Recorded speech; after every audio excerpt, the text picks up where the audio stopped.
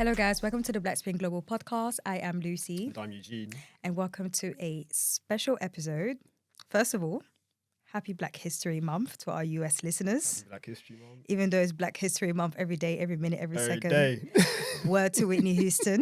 Exactly. So today is a very special episode. As some of you may be aware, this year marks the 50th anniversary since Arthur Ashe has won his first Wimbledon title. And instead of just celebrating for just one podcast, one moment during grass season, throughout this year, Black Spin Global will be celebrating the legacy of Arthur Ashe and also his run winning Wimbledon. What makes this even more special, we are actually in collaboration with the Arthur Ashe Legacy at UCLA. So everything that you're getting here is accurate info. And it's not Wikipedia, it's not ChatGPT, it's not, it is legit information.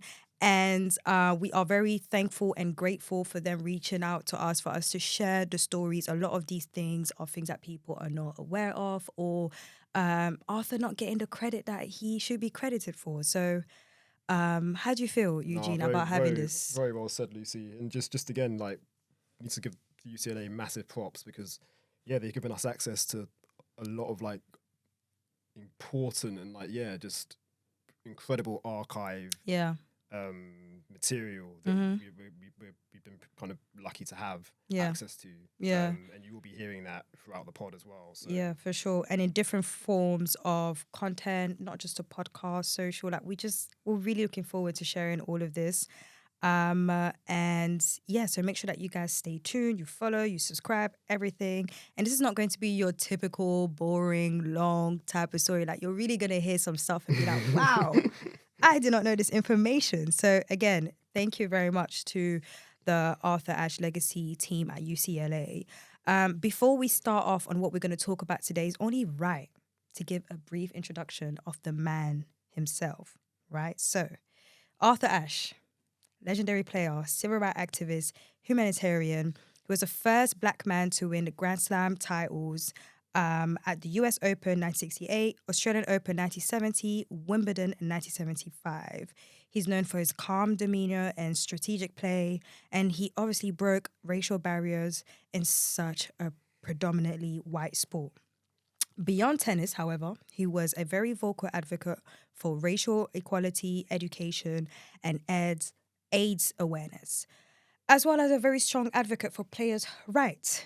So, in this special episode, actually, we are going to share how Arthur Ashe played a pivotal role in forming the Association of Tennis Professionals, known as the ATP. And before we actually go really deep into that, I do want to give Eugene his props for picking this topic, because I'm not going to lie, I was stuck. I was like, so how are we going to introduce this? What are we going to do? We have all this information. And the main reason why I'm so happy that you suggested this is because it's actually not really known, first of all, that he had so much to do with how the ATP's formed today. And even when you do like research and stuff, I'm like, hello. Very little information. Very little information. Because for me, it kind of, it struck me when we were doing our Wimbledon special episode, and the research that we did off the back of that's when I found out that he played a pivotal role in kind of forming the ATP as it's known today. It obviously you'll hear it kind of throughout this episode, but he was really kind of passionate about players' rights across the board, and also he played a massive role in just kind of expanding the sport to like a wider audience, which we'll touch on later on. And when he was president, what changes do you think he made that were beneficial for players? I think he just, at that point, early in the ATP, that he's just solidifying our power and as speaking out as players. And he just, he was the first Black president of the ATP, that's for sure. And he just, he was a great, he was a good president for the ATP. He was, he was soft-spoken, but he believed in what the players had to say in the game, and he stood up for our rights. Mm-hmm. So before we actually really get into how he helped form the ATP, we just want to share a little bit of what type of man Arthur was and why it made sense as to him being so, advocate about players' rights. So as some of you may know, he was at the College at University of California, UCLA. Los Angeles, UCLA. He went through a scholarship actually, and while he was there, he also played tennis. He also served his country from 66 to 68 after he graduated. Just on the college as well, he studied business administration, which I think is also quite apt, considering the kind of role he played in forming the ATP. Obviously, he kind of had that business mind, administration as well. Makes sense. It does. Probably he knew, maybe that's one of the reasons why because one thing that I've noticed a lot of people talking about how calm he was, how he knew how to communicate to different type of people to make sure they were getting the right message of what he was trying to say. And not everyone has that skill. I was going to say, it's a massive skill. Yeah, exactly. Not everyone has that skill. We get to 1968 September, and then he wins his first US Open against Tom Ocker from the Netherlands. And because of his amateur status as an active lieutenant, he actually could not accept the prize money. Crazy. It's crazy. And he had to give it to the opponent, which I find even crazier. It's at least no one gets the money, just a trophy and walk off, but whatever. But that was such a special moment because in 1968, that was when the Civil Rights Act was passed. And also where he won the US Open was at a tennis club that actually did not have any black members. So he had all of that, didn't get the prize money. Which is the prize money was what, $14,000? $14,000 at the time. I'm really curious to know how much that is in today's millions. Hopefully. I don't know. I don't know. Do you about think that. so? I don't know about that. But 14 grand US Open terms, just in terms of today, that's not even first round. Like, you get more for winning. You get more for losing in the first round. That's true. That's true. But yeah, obviously equivalent to back then, that's a lot of money. Yeah, that was definitely a lot of money. Yeah. But either way, despite all of that, after his win, he apparently told his brother, Johnny Ashe, I'm a champion now and people will listen to me. So he knew that after this, things will change. Following his title win, in 1969, he actually co-founded the National Junior Tennis League with Charlie Passero, who's Ashe's teammate at UCLA at the time, and also the actual founder of Indian Wells. Oh, and Indian Wells is just about to come around soon. So shout out to Indian Wells. And Sheridan Snyder, who apparently was like a business person, but he was a tennis enthusiast. So he was very into tennis. So the program was designed to expose children to tennis who might not otherwise have opportunities to play while fostering a sense of discipline and attention to academics. One thing also that I've noticed a lot about Ashe's stories, that apparently he was very big on education. Yeah. There was a lot of stories also about him always wanted to learn things about someone else's country or politics. So he would meet a player from whatever country and he would try to get an understanding, asking questions or what's this like or what's that like? And yeah, so he felt like education was key. It didn't matter the fact that he was a tennis player, which is pretty amazing. And today, that same network features more than 350 non-profit youth development organizations that offer free or low-cost tennis and education programming to more than 200,000 under-resourced youth each year. And it's actually under the USTA today. And that's legacy. Exactly. After all of these years. And even that, one of the luminaries in there is actually former top 10 ATP player and current Miami Open tournament director, James Blake. Shouts out. And he actually spoke a lot about how that helped him and how that helped him understand the importance of education. He was very vocal about that. So yeah, all of this really shows how much Arthur Ashe wanted to make a difference and make sure that everyone had some form of equal opportunity. I know that Ashe was, at first, he was the vice president and later he became president. But what was did he ever talk to you about his thoughts about the opposition that you all were receiving from the tennis world, that they were receiving from the tennis world, or about how, what it meant to him? Did you ever have conversations with him about? I had lots of conversations with Arthur. Yeah, I mean, he felt just like everybody else did. Mm-hmm. That he was fed to the teeth with being told what to do by a bunch of proud professional tennis player. Mm-hmm. And he felt very, very strongly, like everyone else, that the time had come for the players to run their own show, because nobody knew better how it should be run than the players. So, the impact of tennis. There's a reason why. Well, we're going to talk about this very, very, very, very, very quickly, because when something gets big, it gets out of control and, no one's following rules, money's flowing, everyone's doing whatever they want. But, so when it came, tennis really got very popular around the 70s, mainly because the championships started showing up. So like the Grand Slam, US Open, Wimbledon, Australia Open, they started showing up on cable, so on TV. So that was like a really big deal. And on top of that, you then had more tennis players becoming stars due to their characters and their playing style. And in fact, even tennis journalist Richard Evans, he actually said Ashe had a lot to do with bringing in more people. The rise of the popularity. Yeah, so himself literally got more people into tennis, and that was very important. So during that time, there was a lot of boom. And because of that, the sport was gaining more popularity, bringing in more money. And this is why it was then a little bit more important for the ATP to start getting involved. So let's talk about ATP and the forming of it, because now you have the open era.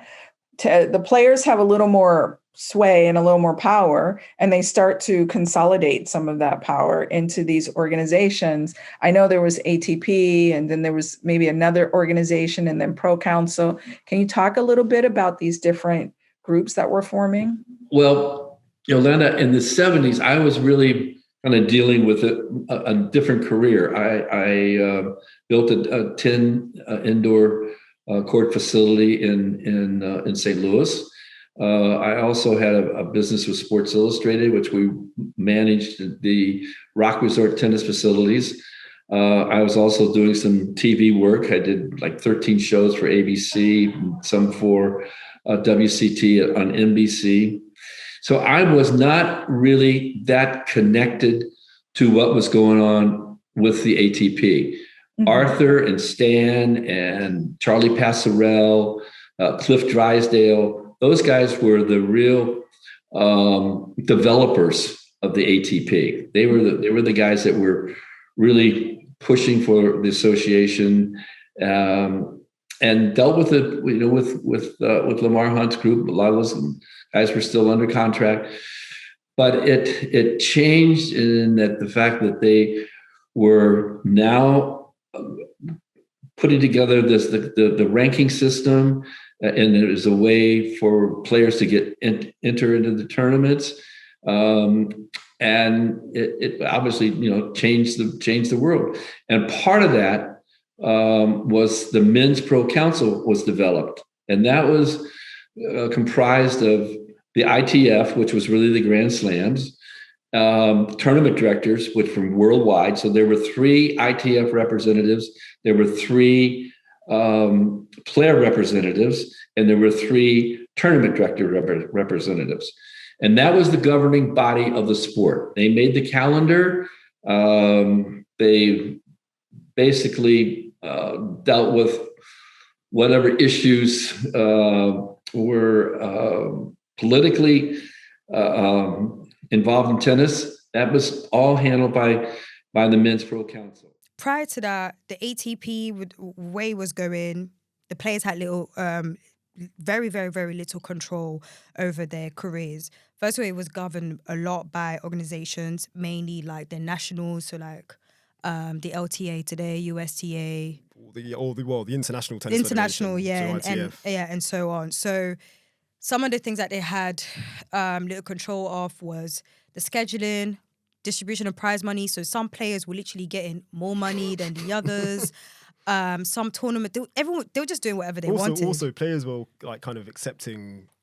Well, some tournaments weren't paying, so players were getting paid like kind of under the table. Exactly. Which is obviously like, well, it's illegal. Yeah. Well, that's a way for them to earn money. Yeah. So there was like no regulation basically until the ATP kind of stepped in and like basically just structured things like to just make it more fair for everybody basically.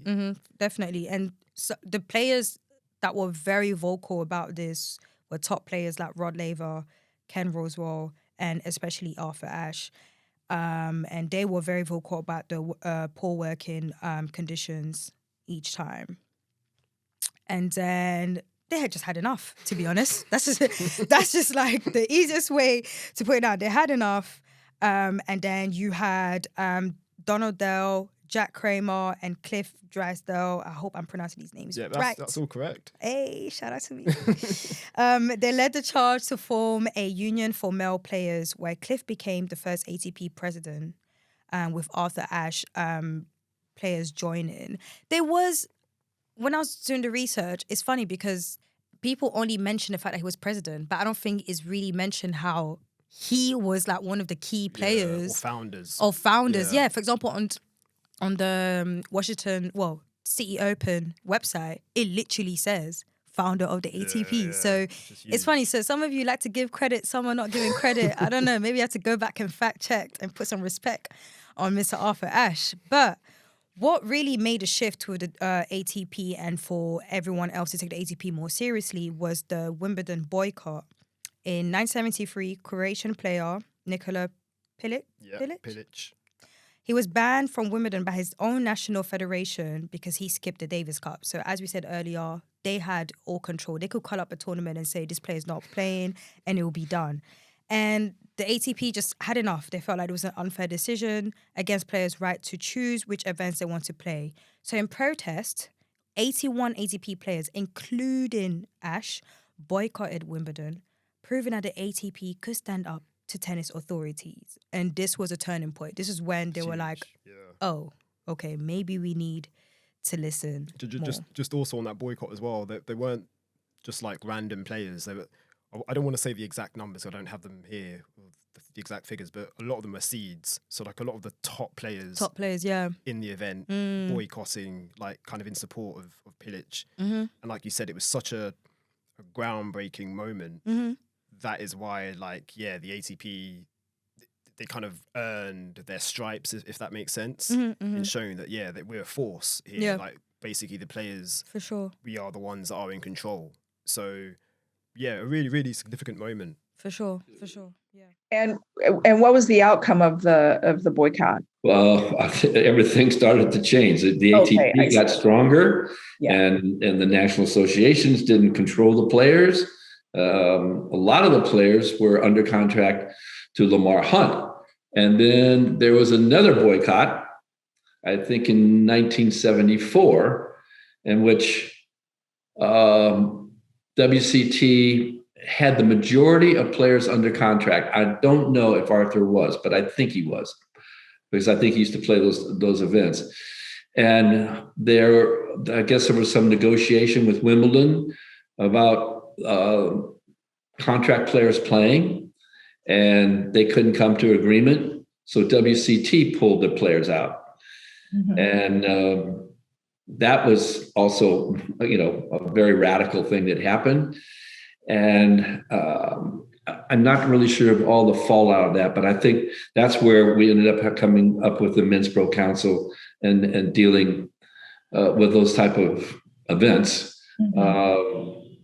At the Men's Pro Council level. Arthur was in the middle of all this. Wow. Arthur and Charlie Passerelle, Stan Smith were real leaders in making these changes. Wow. And then following that year, Arthur Ashe became the first Black ATP president. And he just used his position to continue advocating for fair prize money, equal opportunities for players from all backgrounds. I think that's one thing that I admire the most about reading about this man, is the fact that it wasn't, obviously it's crazy because at that time, segregation was crazy. Even though the Civil Rights Act was passed, the racism was still there. Oh, it's rife, yeah. But he was vocal about everybody, which is that kind of even got him a little bit in trouble with the black community. Some of the black people were a bit like, why are you doing this? Especially already he's playing in a sport where it was mainly for white people. But years after that, a lot of people actually understood that, you know, what he was trying to do and why that was still important. It's unfortunate that at that moment some couldn't understand because he was a little bit judged and stuff. And I remember even reading where he said, I think a lot of activists wanted him to be a lot more vocal about the rights, the way he was, especially with tennis. But he believed that, let me play my game, let me be the biggest star in tennis, so then I can use my platform and my voice through that to speak up. And he did that. So I'm glad that he could have just stopped. He could have just been like, I'm not doing this anymore. The comments from people who felt like he left the community could have gotten to him, but he did it, and it actually did make an impact all around as well, and in tennis as well, which is pretty great to see. And the fact that he was dealing with that and then still doing it in tennis where it's just white people, I think people really underestimate that impact as well. And you know what that reminded me of? Naomi Osaka. I knew you were going to go there. Yeah, no, completely. And for me, it's legacy again, like because it's his legacy kind of living on in today's examples. Like you said, Osaka, Coco Gauff, she's been vocal as well, like with certain race-related issues. Frances Tiafoe as well. Basically, all the black players today, they've kind of said something at one point in their young careers, which we've also had our own kind of opinions and thoughts, shared them on the podcast before. But that is literally Arthur Ashe's legacy right there, like in today's world. So yeah, it's huge, and like again, it just shows the kind of the power and the just how amazing he was. Like that, you know, so many years after his passing, like people are still talking about him. But yet there are still so many stories that are unknown. Hence why look at us here right now talking about the ATP and his kind of role in forming that. So definitely, so important. Arthur was the first guy off the block to say we needed a professional administration. He was saying that beginning in 1974. Now, he didn't get it until 1981. But he never relinquished the idea that the tennis needed a professional administration, that it needed a code of conduct, and that it needed organized rules that the players and the tournaments and the public understood. So Arthur and Cliff Drysdale and John Newcomb and Stan Smith were sort of the nucleus of the first board of directors of the Players Association, the first leaders. And so their attitude was, treat us like professionals. We'll pay our own expenses, put the money up, and we'll play for it. So in terms of Ashe's ATP influences, and we're going to talk about those, whether he was a president or not, he made those influences. A lot of things here that you probably did not know. For instance, let's start with something a little bit easy. Like Washington Open, also known as City Open today. Eugene, did you know that he's actually one of the co-founders of the City Open? I did not know that. I did not know that. And I bet you didn't either. So a year after actually he won his US Open, he suggested to Donald Dell to run a tournament in Washington under one condition. Instead of having it in a club, he said it has to be in an integrated area so black faces can come out and watch the tennis. If you do it at a public park, a public facility, and not a country club, I'll play the event. Powerful. And that is how we had it. Technically, this could have been named as like the first ATP tournament, but because he was like the president and stuff, I think he couldn't really make it that official and stuff. But yeah, so he is actually one of the main reasons why the City Open is there, and also had black faces there, which is pretty cool. Also as well, like not to kind of, if we talk about the City Open today, probably one of the blackest events in terms of the faces in the crowd. Yeah, and we've said that before as well. Like, that's true. I want to say again, that is like that's not an accident. True. There is definitely, and from what obviously, as you guys can hear, our accent from the UK, but from what I've known is that there is like a very strong black community, big black community in DC. So there's that as well. Like, it's a thing of like when the black people come together, they really come together there. So so that's really really dope to see. Arthur Ashe also played a key role in influencing the WCT decision to take the event to Lagos, Nigeria. He had been to Nigeria in 1970 with the one and only Stan Smith. Kind of wish I wore my Stan Smith now. As part of the US State Department Goodwill Tour. And this is very important because at that time, there was actually a lot of like government political issue in Nigeria with the military coup and so on. Like, there were even protests in front of the US Embassy and stuff. So he wanted to make sure that we promote tennis in these places. So the Lagos Lawn Tennis Club fulfilled every WCT condition to host the event, which included providing the prize money for the singles and doubles tournaments and building for a new center court. And the World Championship Tennis signed a 5-year agreement to the Lagos Lawn Tennis Club to host an annual series of the tennis tournaments in Lagos. What I liked the most about this is that it actually allowed Nigeria's 2 best players, Lawrence Awopegba, I hope I pronounced that well. Yep.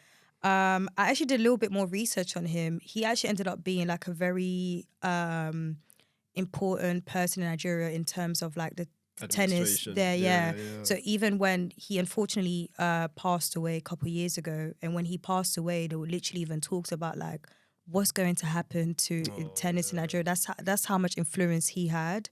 So yeah, and also Yemisi Allen, I unfortunately couldn't find much about him, but they were given wild card entries to compete against the top tennis players, which is really dope because there was literally top players that were going to Lagos to play. And again on that as well, like what we kind of say all the time, like when are we going to get a tournament, a WTA 250 or ATP 250 in Africa? And when we say, we mean like, sub-Saharan Africa. Like, when is that going to happen? Yeah.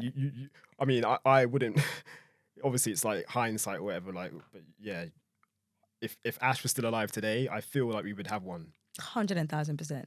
Because he would have been knocking at them doors. So yeah, I'm hoping someone at the ATP is listening to this and like, maybe, you know, especially today, like we have some black countries where we can have those facilities. It could be Senegal, it could be Ghana, where the African Games was at as well. Could be Nigeria. Like to be honest, there are a lot of like ITF events and like lower level like challenges in a lot of like African countries. Yeah. But, in terms of like bigger events, we don't have that. Yeah. And you'd like to think we're not too far. Hopefully, we're not too far from that happening. Really hope not. Nigeria, that was a WCT tournament, and how they picked Nigeria, we don't know, because it was in Lagos and hot and humid, and I think their government was a little unstable at that time. But while we were there, they had a coup and they killed the president just after our tournament started. So a lot of us players were at this hotel by the beach, and they rounded us up and took us to different homes by the U.S. Embassy to stay for the remainder of our time there. Arthur was staying with the ambassador, I believe. He and Stan Smith, they were with the ambassador's hotel. So I'm not quite sure what they were doing at the time, but anyway, we couldn't. We stopped the tournament and couldn't play for a while under mandate from the government because they were searching for these guys that killed the president. Can we go back a little bit? Like, while you're in the Were you playing the match? Was it your match that got stopped? And when you all learned about well, that was later on. Mm-hmm. We played opening matches, and then this assassination occurred, and so we were held up at friends of the ambassadors' homes for several days, and then supposedly Johnny McDonald, who was our World Championship tennis liaison, he said he got permission from the government for us to go back and finish the tournament. And so I went back on the court. We were in the semis at that time, and I was playing Dick Stockton. I finished my match with no problem, but then Arthur was playing Jeff Borowiak in the next match, and that's when the soldiers came on the court, and they with their machine guns, and were telling everyone to, where'd you get permission? You're not supposed to be here playing. The people were rushing from the stands, and it was chaos and everything. I didn't see any of this because I was already back at where I was staying. Mm-hmm. And I heard stories later that Arthur was in the locker room, and this one soldier came in, "What are you doing here?" And "Get out of here." And so Arthur went running down the street and was picked up by a Dutch embassy car and taken back to the residence. So we never really finished the tournament. So we stayed in our different respective places until they got us a jet to get us out of there. That was several days later. The South African Open. So South African Open actually already was in existence, but Ashe impact forced changes in how it was structured from 1973. There was a lot of stories on his South African because of apartheid. Trip. Yes, so the apartheid was enforced system of segregation based on race and South African government.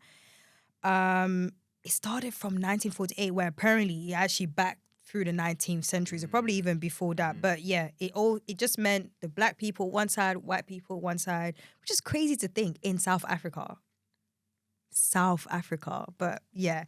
I don't know, but that also meant that sports teams were also segregated. But what was really powerful about his trip is that literally before he came, he told the government he does not want to play in front of a racial segregated audience and will not accept limitation of his free speech while in South Africa. And he actually tried to apply for visas so many times, and he got disapproved. And do you actually know why at the end it actually got approved? According to Owen Williams, is because the South African government, they wanted to start making business with the Japanese. So they wanted Japan to come to the country, bring in some money, do some business, and there was basically like a visa for that. That is why at the end, one of the reasons why at the end he actually ended up getting approved, which is so crazy. But is it surprising? No. I mean? No, not at all. I'm pretty sure also, the other things that happened with the tennis pushing, but that was like one of the main thing, which Ashe was aware of. Unfortunately, he never really shared why, never shared how he felt about it, and so on.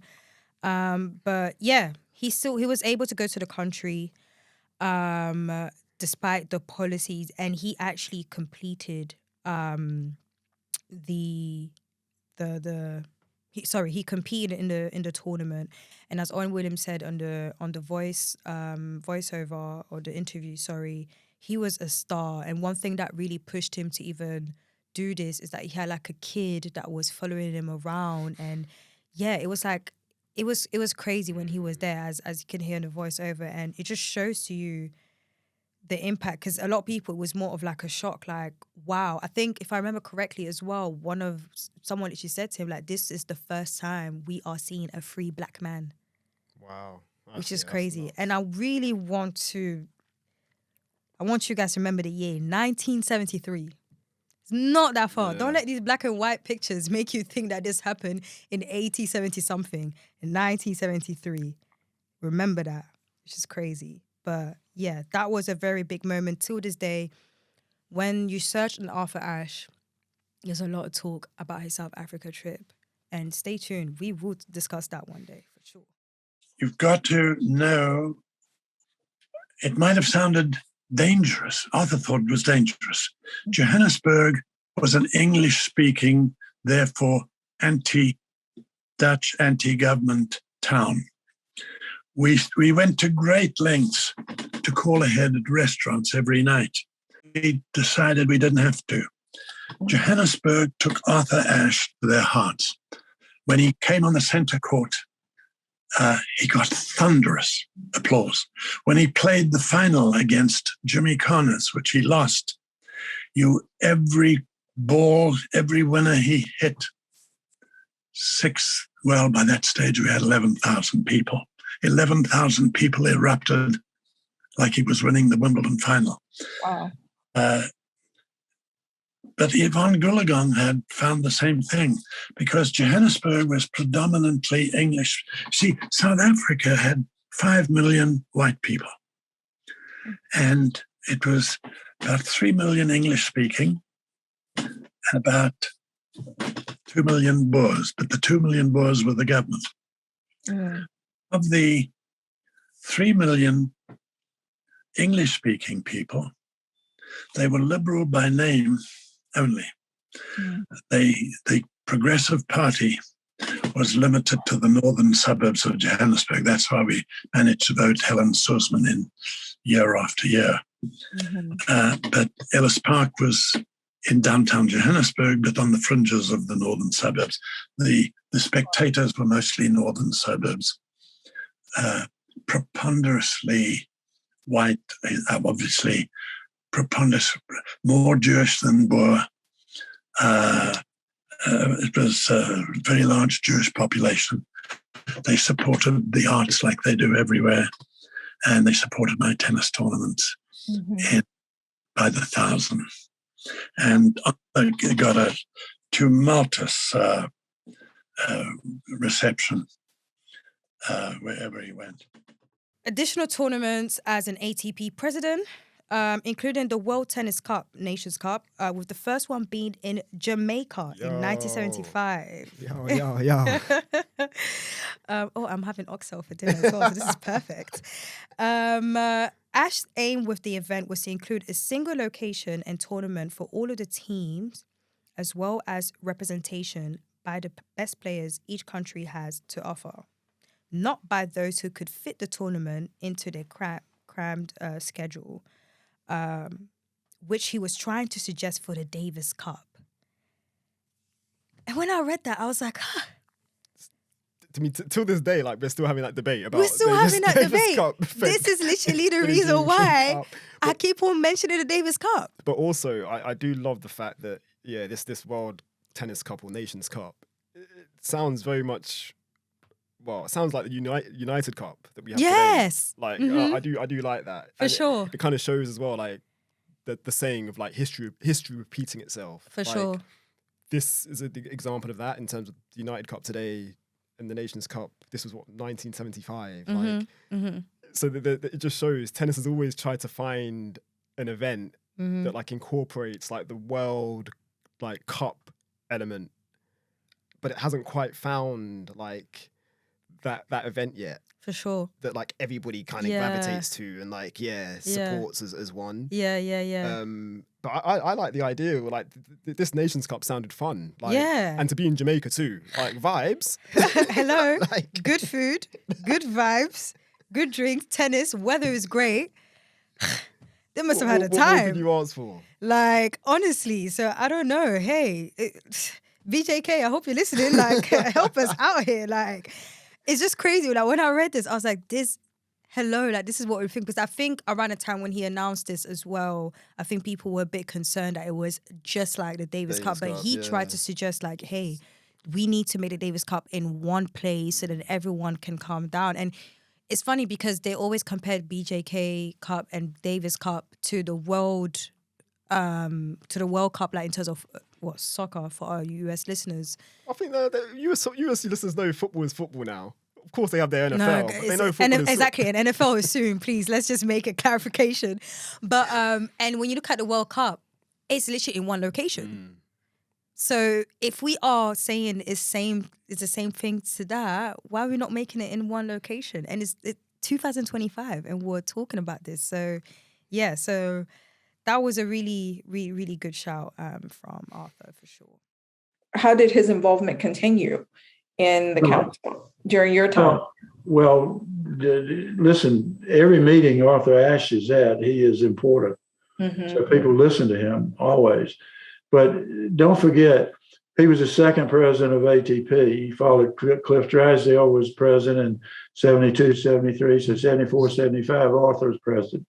And then John Newcomb follows him for 2 years. But all of that time, he's on the board of ATP.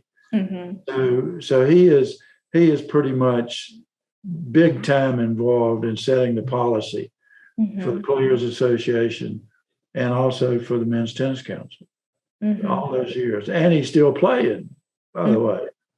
And God only knows what he was doing on the side as a civil rights leader. Right. Which was all sort of behind the scenes and undercover. We didn't know much about that at all. So even after his ATP presidency, he was still out here making the differences. One of the key things that he made a difference of, which you actually mentioned, Eugene, was the code of conduct, the ATP code of conduct. Which he wrote. He wrote. They're not telling you that. Again, one more time. They're not telling you that Arthur Ashe is behind the code of conduct, which, do you know what's even crazier? When you're actually searching for it, you find 2 articles. Like if you type in code of conduct, ATP, Arthur Ashe, ATP, you find 2 articles, one from the actual ATP.com website, and the other, the article, actually focuses more on the story behind without actually crediting Arthur Ashe. I'm going to need you guys to go back and give the credit. Even the, actually no, the ATP Tour one, it does credit it, but again, it focuses more on the story behind, which I can understand. Unfortunately, it wasn't one of the greatest stories that pushed him to create this. So it was a match incident against... Ilya Nastasi. Yes, I wanted to make sure that I pronounced that name right.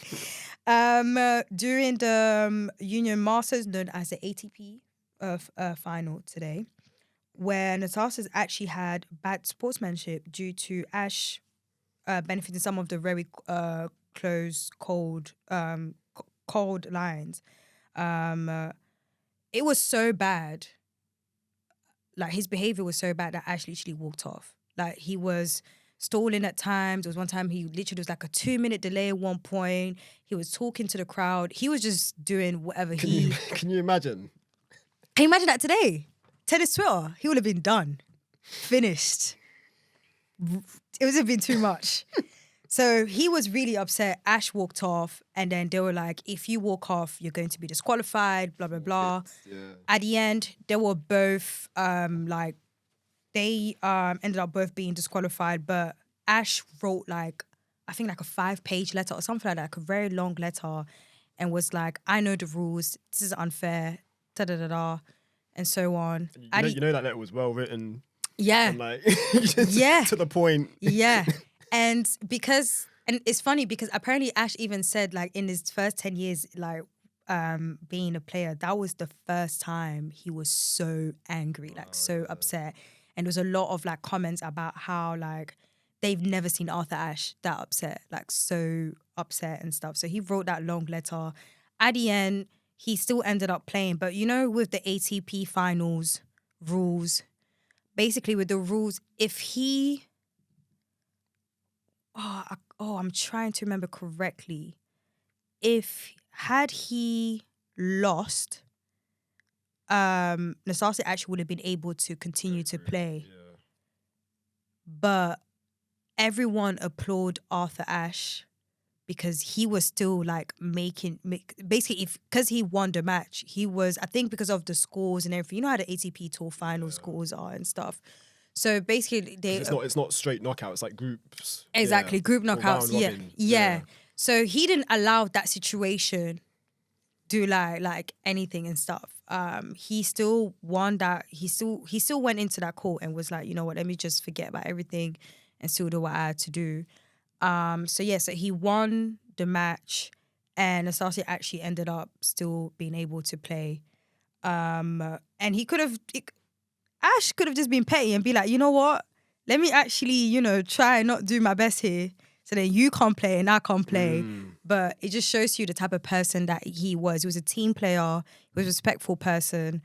And Asase did apologize. He was, he knew. I think because of Ashe's behavior and the way that he was, I think he was just so taken back at how Ashe actually got up and left and was like, oh, he actually left. Oh, shoot, he's really upset. So, he apologized and stuff. But because of that incident, Ashe was like, you know what? You guys are doing whatever you want. We need rules. We need some rules and regulations. We need some rules here.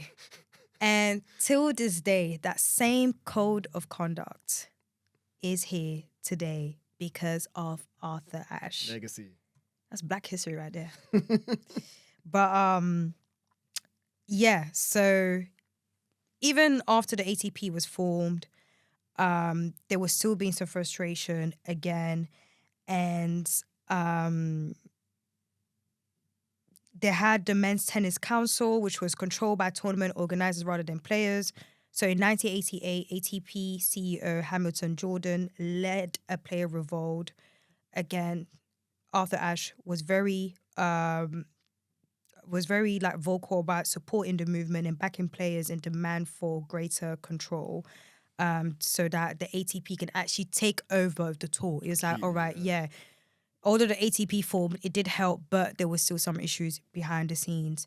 And Ashe's vision of pushing tennis in underrepresented regions again influenced the ATP to create more global tour. There's so many stories about him, again, speaking to different players from different backgrounds. He sent a letter to the Asian tennis player, Michael Chang? Yes. And Michael Chang actually had... Well, he was American Asian. He was American Asian, yeah. Michael Chang actually had I think it's called 60 Minutes interview or documentary. Okay, yeah. And he actually shared the letter that Arthur Ashe sent to him. Cool. And, and Ashe was basically trying to give him like a heads up, like, hey, you're going to be loved, but there's going to be this insane pressure on you. There's going to be a lot of people talking and so on and so on. And I know for the first time, for some people, it might be like, oh, this is going to, ruin his confidence and stuff. But that was Ashe being like, hey, you are not like them. Like Ashe actually said on the letter, do you think I didn't want to shout about like McEnroe and stuff, like when things were going wrong? I could not afford to do that as a Black man. So just know, just because you're playing for America does not mean that rule is like different. I won't be surprised if Michael actually read that the first time and be like, oh, this is a bit, but I'm pretty sure now, today, as he got older, he was like, I see what you were trying to do here. And we all miss Arthur. I went to both of his memorial services. Mm-hmm. Also went to the press conference he had when he announced he had AIDS. Mm-hmm. So you were there in person? Yes. Mm-hmm. I forget, it's probably 92 or, and by that time now, I'm the executive director of the USTA in the 90s. And we're working on the new tennis center and what would eventually become Arthur Ashe Stadium. And it had, before it could even go to the New York City Planning Commission, it had to be approved by 15 community boards that surround Flushing Meadow Corona Park, which is a 1,200-acre park in Queens. Mm-hmm. Arthur knew he was dying of AIDS at that stage of the game. He went to all 15 community association boards to promote the U.S. Open project, and they got it approved in every one of them. Mm-hmm. And without that, it couldn't even go to the Planning Commission or the City Council or the state of New York or the anybody else in New York. Mm-hmm. It had to go through that, and that's the kind of man Arthur Ashe was. Wow. I don't think there are many people who even know he did that. So yeah, what do you think about all of these things that we've been it's incredible talking about? Also, I need to give you a massive shout out because it's literally you've created this rundown. Let's just be real. The extensive research you've done, like, it's giving Black historian. Listen, I'm telling you, like, you need your own like show on the History Channel. Like, relax. But no, honestly, incredible work. And just like you said before, Arthur Ashe, like the name. When you think Arthur Ashe, you think of the stadium at the US Open, mm-hmm. but like obviously he's so much more bigger than that. And like these stories kind of are testament to that as well. For sure. And just the thing, legacy. Like I keep saying, legacy, but his legacy literally lives on mm-hmm. and will live on forever. Mm-hmm, like mm-hmm. his name will forever be stamped like in ATP history because he formed the ATP tour. Well, he helped form the ATP tour. Mm-hmm. The whole code of conduct. Like he wrote that. Mm-hmm. Like so. He just lives on, basically. Yeah. Like, I love that, and I really appreciate that. And it's a shame he's not alive today to kind of retell some of these stories himself.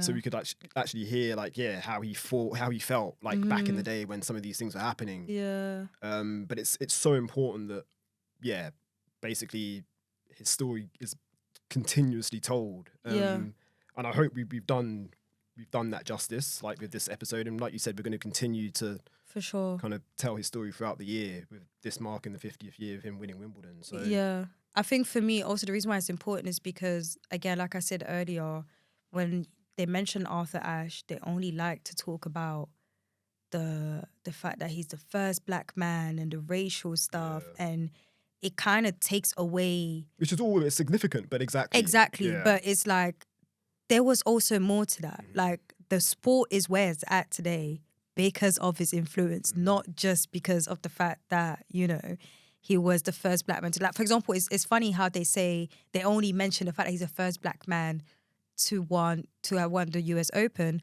but he's also the first American who's won the US Open due to the Open Era, because the Open Era was that year, and then he won the US Open, but all you hear is the first Black man. Yeah. And yes, he was the first Black man. Yes, he was a Black man, but it just shows to you how much they just, you know, just want to just focus on that. But kind of put him in the box. Like, and we're used to that.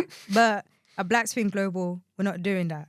We are going to celebrate the whole thing. We're going to keep on sharing his story and his legacy. And I just want to say, despite his influence, diversity in the ATP leadership has remained limited, and no other Black individual has held the presidency since him. And when was he the president again? 1973. We are in 2025. You want to tell me you cannot find an ATP Black person to be the president? No. Let's see.